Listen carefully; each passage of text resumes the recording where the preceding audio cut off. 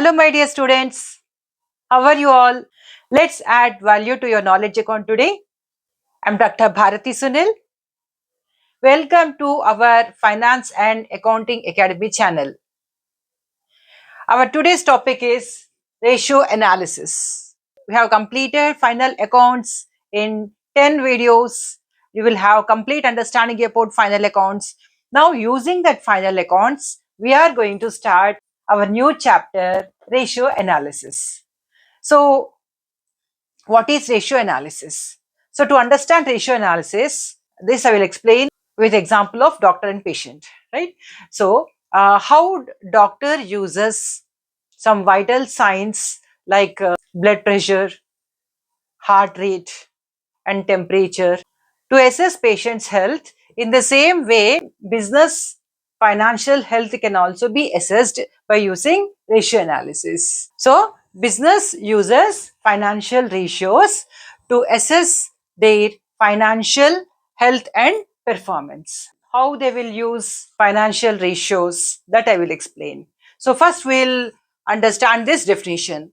So, what is ratio analysis? It's a quantitative method, right? So, a quantitative method of analyzing information contained in company's financial statements. So, what are financial statements? In final accounts, we have prepared trading account, profit and loss account, and balance sheet, right? So, those financial statements are used for calculating and interpreting various ratios. So, why these ratios are prepared?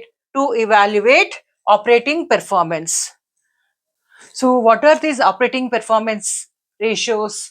Business uses operating performance ratios like turnover ratios, means inventory turnover ratio, debtors turnover ratio, creditors turnover ratio.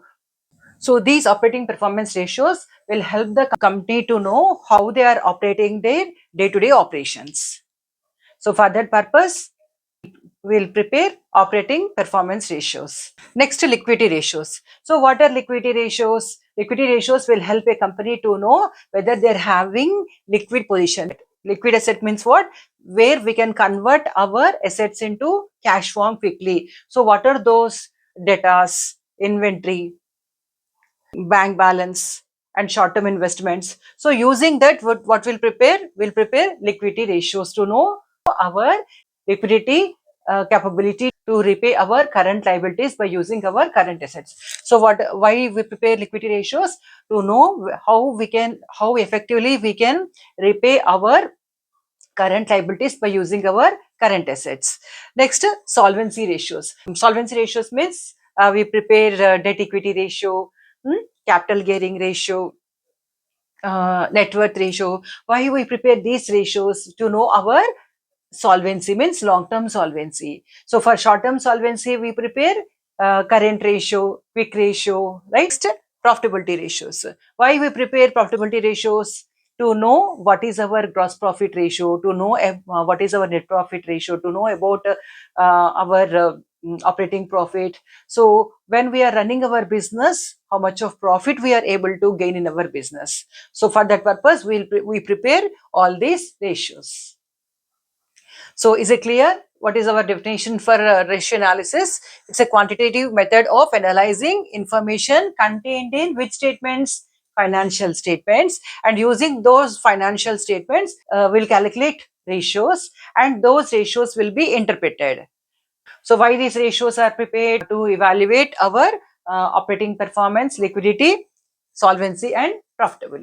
So, first of all, what is ratio?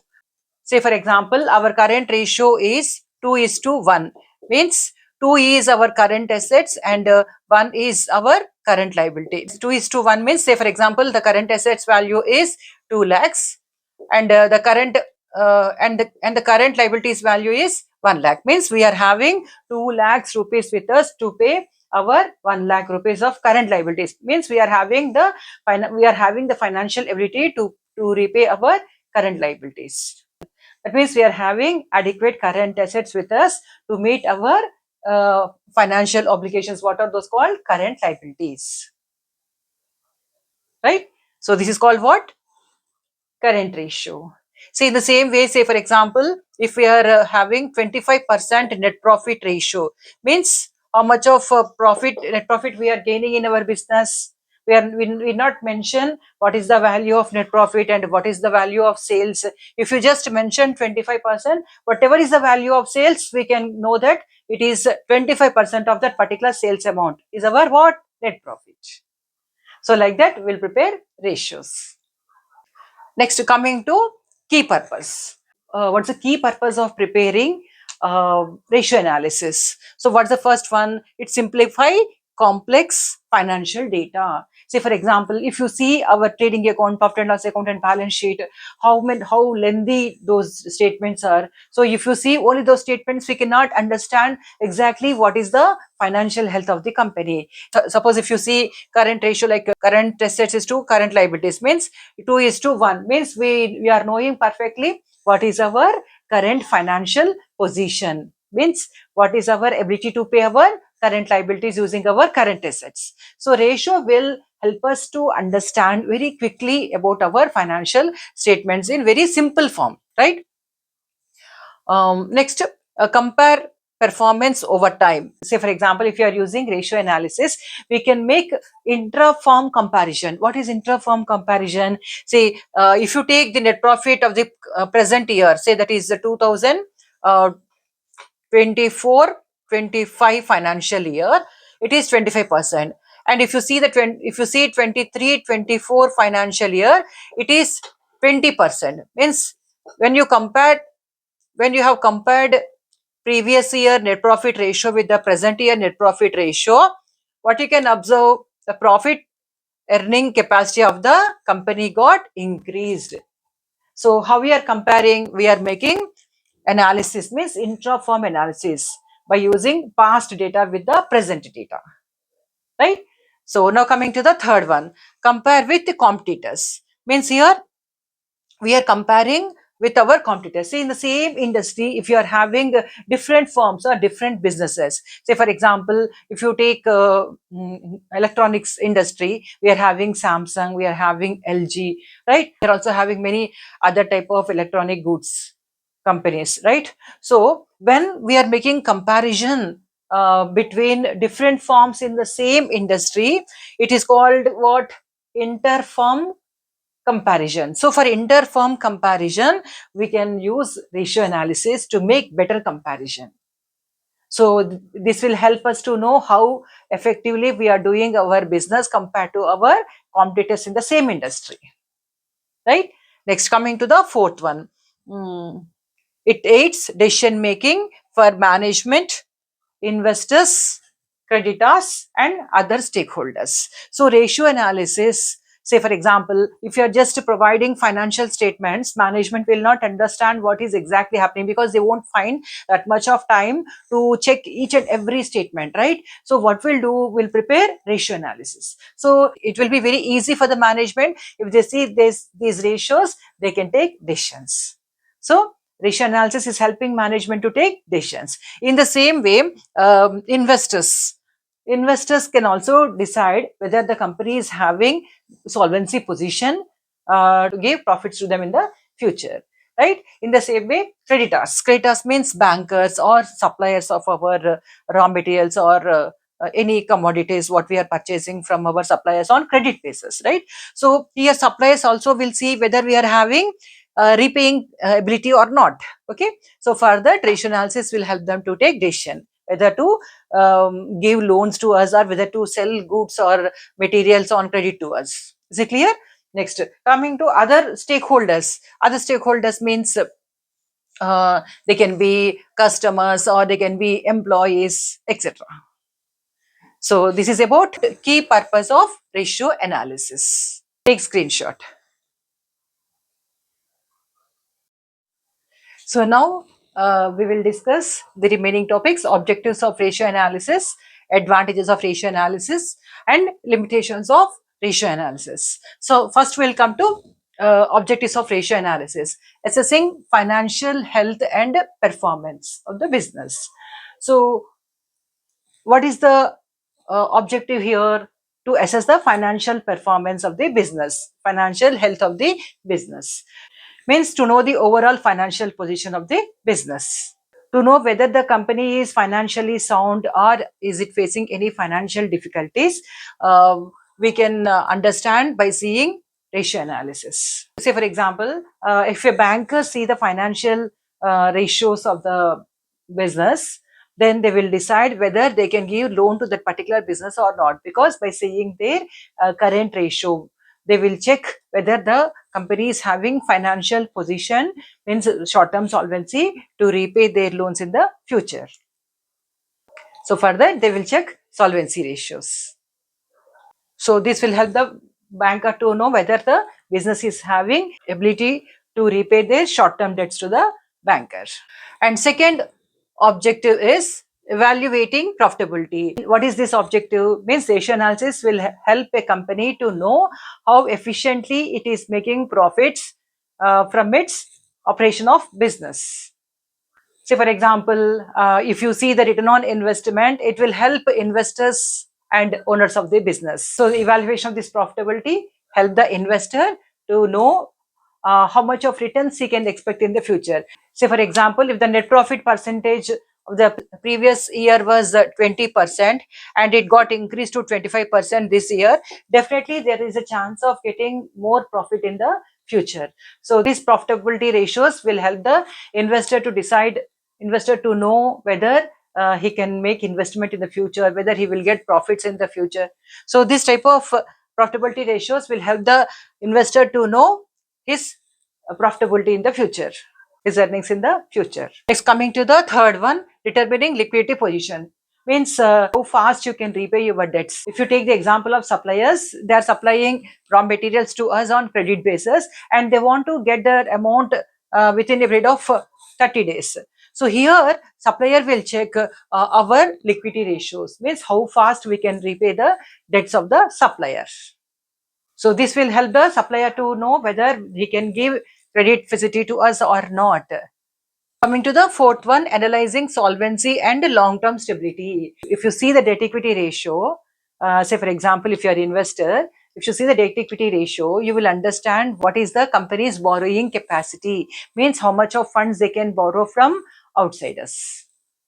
Next, coming to the fifth one, measuring operational efficiency, means how effectively the company is using its resources.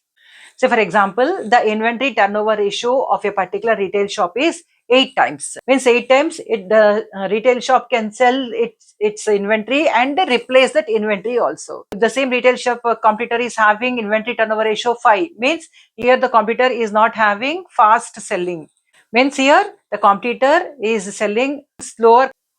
So here the inventory turnover ratio shows that retailer is selling and replacing the stock 8 times in a year compared to his competitor 5 times in a year.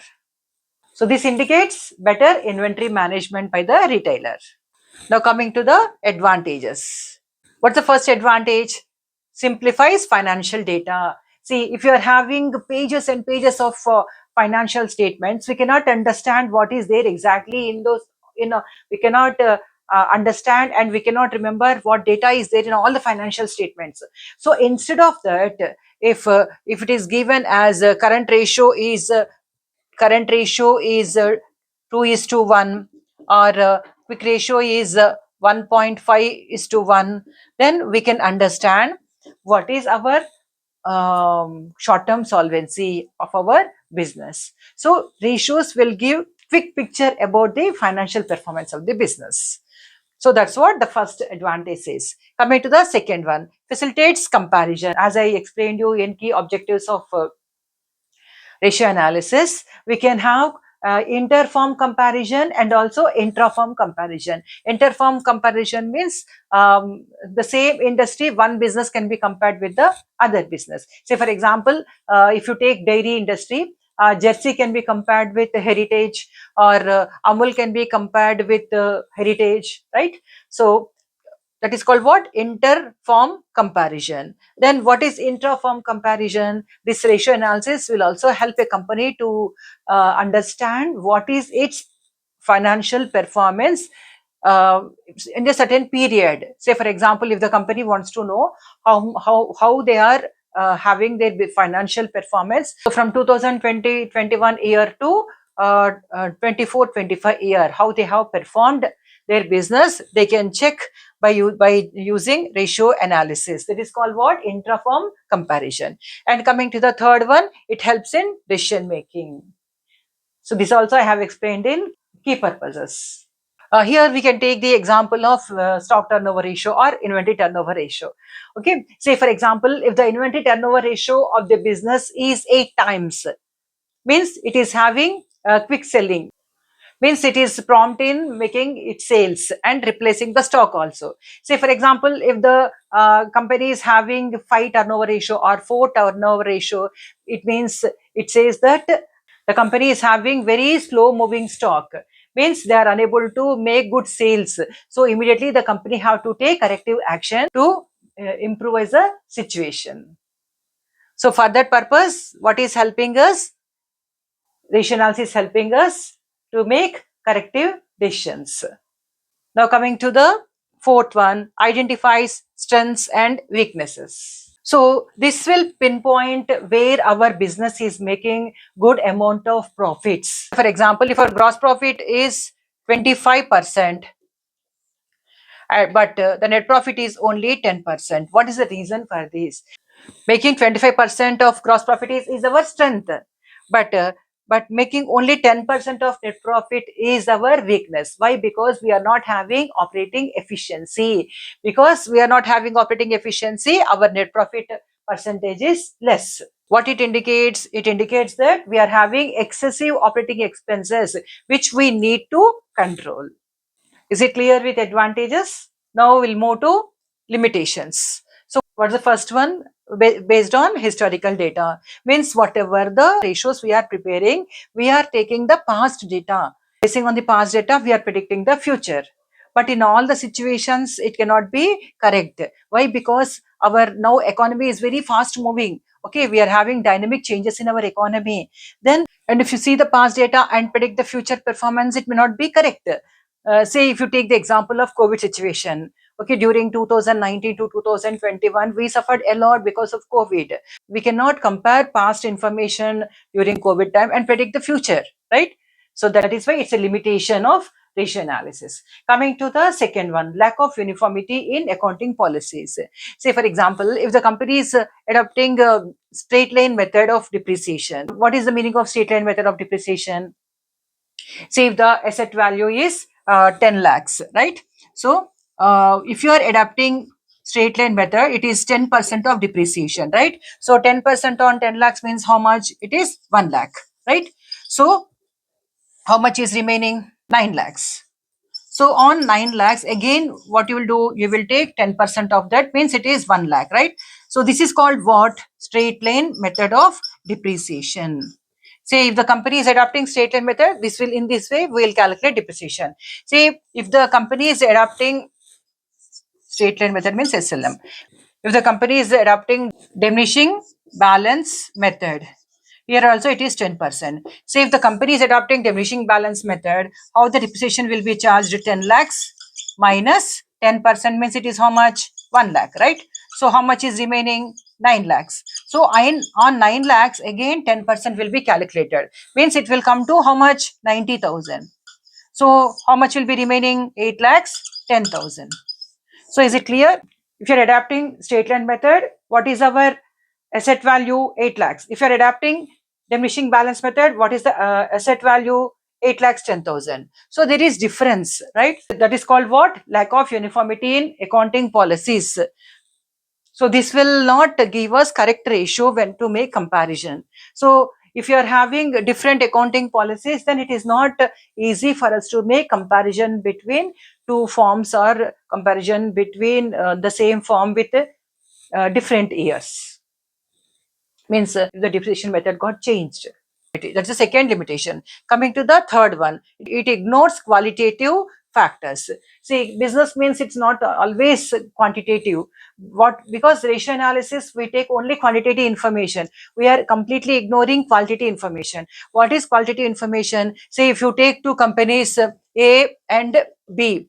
Okay, A is also making 25% profit and B is also making 25% profit. But what is the difference here? Here A is having very good environment, working environment, and employees are very much satisfied here. They are working very positively in the organization. But if you take the example of B company, here the employees are not happy. The employees are taking lot of stress.